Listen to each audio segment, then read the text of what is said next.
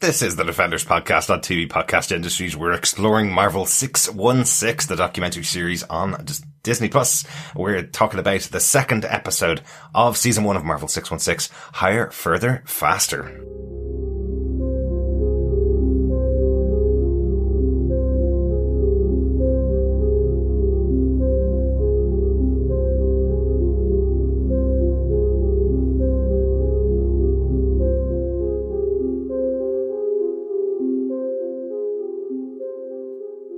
Welcome back, fellow Defenders. I really like saying that. We're back. It's good, isn't it? I know, yeah. We're back defending the Marvelverse and looking at the documentary series Marvel 616, season 1, episode 2, Higher, Further, Faster.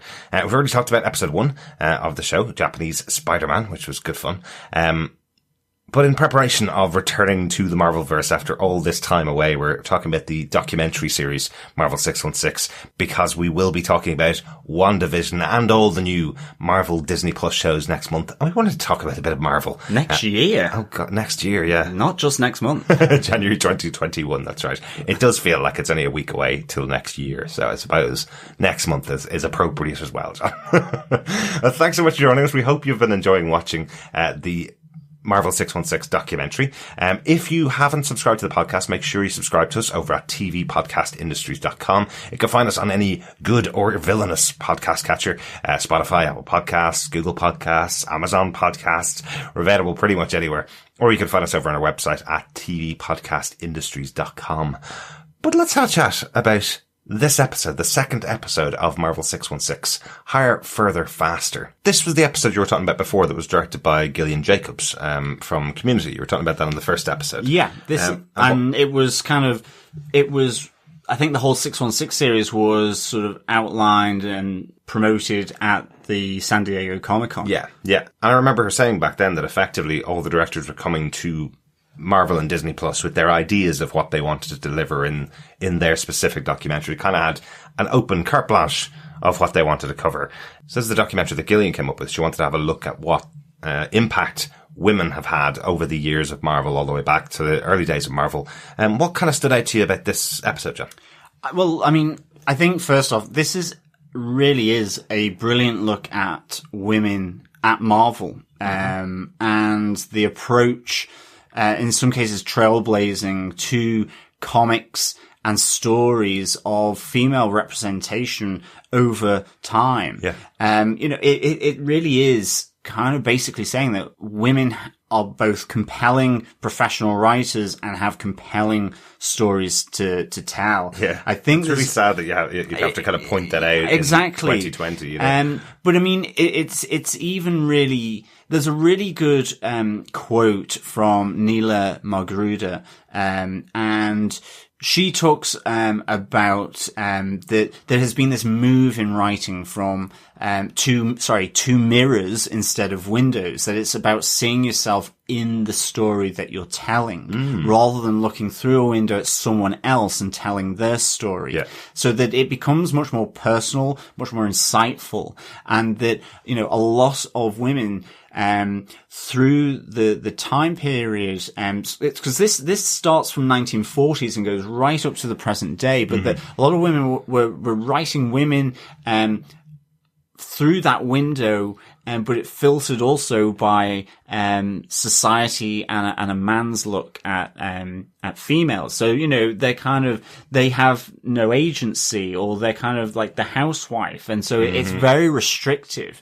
Like we always say about the superhero comics, where it's if there's a female in the storyline, it's the girlfriend or the sister or the daughter or something like that. Yeah. They're never the main character. So and it's really sort of changing that over time. And I think what really comes out most of all that I found, and it was my impression that, when it starts off in the 1940s and it goes through to the present day, it's this journey through eras. But what was really interesting was that how heavily involved women were in writing and drawing and creating comics in the 1940s.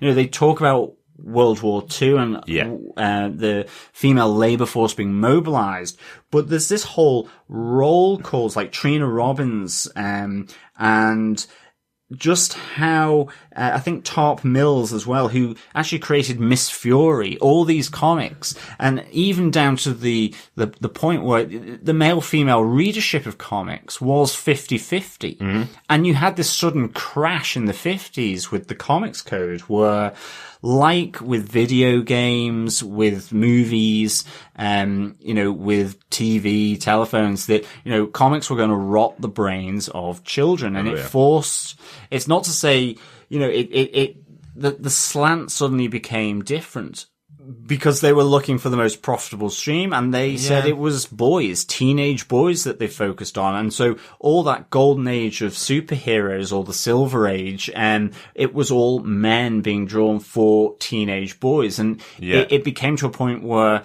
it wasn't considered that girls should be reading comics. It wasn't what girls did. It was for boys. And yet, almost the decade earlier, from the 1940s, you hear all the women that on the documentary saying about how they would go down to their local shop and just, pick these comics and pick comics with women on the front cover. And it felt like there was an actual regressive step backwards, moving into the 50s. Because it is one of those kind of self-fulfilling prophecies. If you say that at the time in the 40s that it was 50-50 readership, and then suddenly you only start producing comics for young boys and young boys written by men, then of course your readership starts turning towards 70, 80, 90%. It's a self-fulfilling prophecy. But it was just fascinating, that contextualization, I think, that's brought out in this documentary. The other great little look is Maria Severin, and this was a penciler, a lady who did penciling in the 60s. I do like that they called the main hub of Marvel Comics in New York, the floor, it was called the Bullpen. Yes, of course, the Bullpen. Yes. Which is very masculine in and of itself. Yeah, a little bit, but that's kind of what they used to call in the newsrooms. They would always have a bullpen. But I remember from the back pages of comic books, the letters pages always called bullpen bulletins. So you'd have a writer responding to you. I think that's what they were saying about Flo Steinberg, another one of the ladies featured in the documentary, that she was the one responding to all the letters that would come in from the kids. She'd respond in this really interesting Marvel voice. She would be the voice talking directly to their customers, effectively. So I love that she was there for so many years, and she's the one that people would hear back from if they talked to Marvel. Flo Steinberg produced the Marvel voice in the correspondence pages, and Marie Severin, by pure happenstance, really got exposure where all of a sudden, I think it was in a magazine where she did drawings for the magazine. Yes. It wasn't even Marvel. It was a weekly magazine on lifestyle. And all of a sudden, the editor in Marvel was like, she can draw, and it moved her to start drawing and leading on drawing, and to really make that name for herself in the industry. And I thought that was fascinating. Just glimpse into how, you hear some of her peers, some of her female colleagues saying she was never really into pushing, say, a female agenda. She just loved what she did. But by doing what she loved, she inspired and influenced and shaped all these women to come after her. They took inspiration from her. I thought that was a really great little look into Marie Severin. The documentary focuses very much on Sana Amanat and G. Willow Wilson through the creation of Miss Marvel. I love that story. I really love the idea that, they're not finished creating new characters just because they created all these popular characters in the 60s, that there is a point that you need to start creating, as you say, the mirrors, the characters that people can see of themselves. We always talk about it, that there are characters that you latched on to as a kid, even though they didn't represent you. It's kind of the only thing that you're presented with. So you kind of go, okay, well, I guess my favorite hero is going to be Doctor Strange for you, or something like that, because I like the magic bit. I may not be anything like the character, but then when you do get presented with a character that mirrors yourself, you suddenly have a much greater attachment to that character than you would for anything else. And I think this story of Sana Amanat and G. Willow Wilson creating Miss Marvel, I think it's just this lovely idea of getting two creators who know the character backwards before writing a word on the page. They know exactly who this Miss Marvel is. So she comes fully formed out of their two minds combined. Exactly. Both Muslim women, drawing on their experiences, at a time after 9/11 with, the anti-Muslim, anti-Islam sentiments, to create a Muslim, female American hero that is really just very fascinating. I mean, there's a great point with G. Willow Wilson where she says, "You're joking, aren't you?" And the cards are stacked against us already. We're just putting this on the periphery. And then she talks about when, the first press, second, and then sixth press of Miss Marvel, and them going to Comic-Con and seeing how it's inspired cosplayers, girls dressing up, and the whole connected with Captain Marvel and the Carol Corps. Just so fascinating. I think, was it Kelly Sue DeConnick who did Captain Marvel? She is another prominent figure here. Yes, she is. I'd follow her on Twitter. She's fantastic. Yeah, she is really amazing. And Louise Simonson and Annie Nocenti, really interesting Marvel women here talk about it. I think Annie Nocenti really has an interesting point that she makes about having, she was editing and doing the work on Daredevil, and she was talking about fighting and how, she took up martial arts so that she could, get the poses and understand fighting, because that's what happened. Yeah. And then it was this sort of step back where she said, but that's not how you always resolve something. Yeah. Looking at it from her view in a very different way. And Kelly Sue DeConnick saying the same thing, that a lot of women in literature,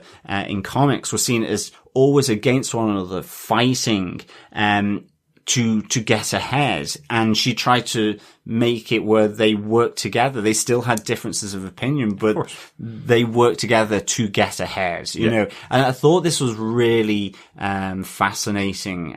Along with Nilah Magruder, so she created, I actually hadn't heard of her before. She created an online comic, MFK, right? And had won an award for that out of the blue for new writer in comics.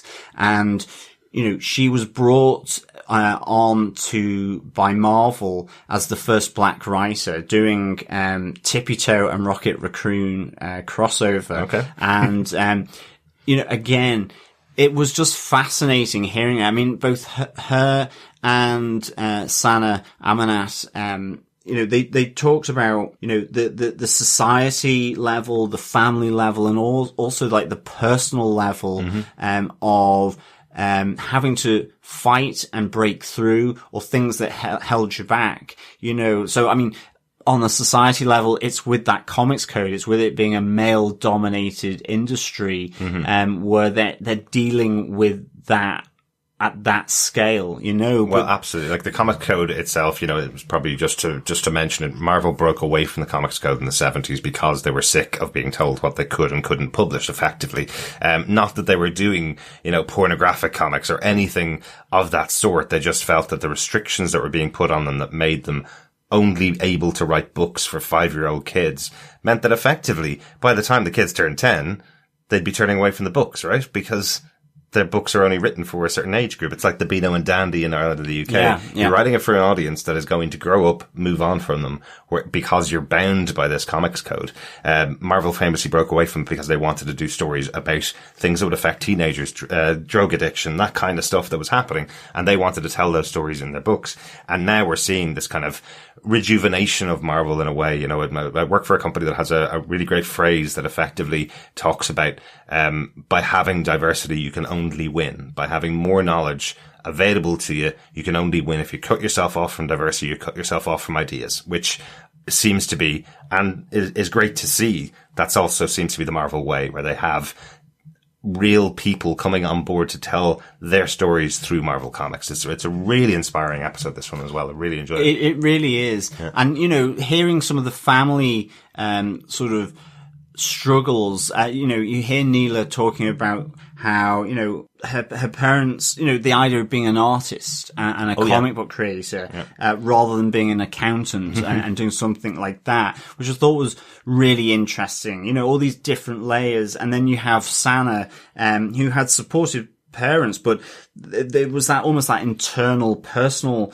conflict. Like, she wanted to be a lawyer to change the way people, for the better and change society for the better. And what she couldn't realize at that time was, or that she wouldn't know, is that she did that through comics by creating role models for young girls across all different races, and had this hero that they could identify with, not just maybe because she was Muslim, but certainly for a lot of Muslim people. There's a nice moment where they're looking at the correspondence, people from Pakistan, and from other Muslim countries around the world, but also that she, the family dynamics of it, and the almost the introvertedness of Ms. Marvel, which relates back to Sana, remembering how she grew up. And Miss Marvel is the Marvel fanboy. The character is the one that absolutely loves the Marvel superheroes, which